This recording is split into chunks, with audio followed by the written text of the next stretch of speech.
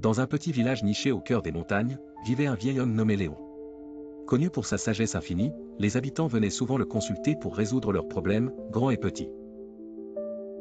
Léon avait des yeux bleus perçants et une barbe blanche comme la neige, et il vivait seul dans une cabane en bois à la lisière de la forêt. Un jour, un jeune homme nommé Jules fit le voyage jusqu'à la cabane de Léon. Jules, désespéré, était à la recherche de réponses.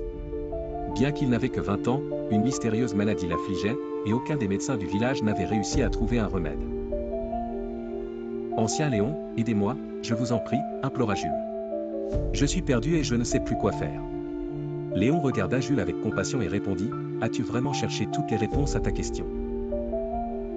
Jules, perplexe, répondit, « Oui, mais rien ne semble fonctionner. » Léon sourit doucement. « Parfois, les réponses ne se trouvent pas dans ce que nous savons déjà, mais dans ce que nous sommes prêts à découvrir. » Intrigué par ces paroles, Jules demanda, « Que dois-je faire alors ?» Léon se leva lentement et lui tendit une petite clé argentée, en disant, « Va dans la forêt et cherche la porte de la connaissance.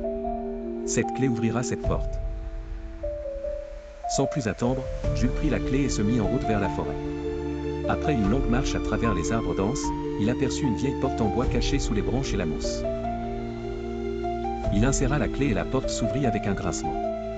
Derrière la porte, il découvrit un jardin magnifique avec des plantes médicinales rares et des écrits anciens. Il passa des jours à étudier, à apprendre les secrets des plantes et à méditer sur les anciennes sagesses. Jules découvrit finalement une plante qui possédait des propriétés curatives pour sa maladie. Il en fit une infusion et, pour la première fois depuis des années, se sentit revigoré et en bonne santé. Avec gratitude, il retourna au village et partagea ce qu'il avait appris avec les habitants. La nouvelle de la guérison de Jules se répandit rapidement, et bientôt, des gens de partout vinrent au village pour consulter Jules.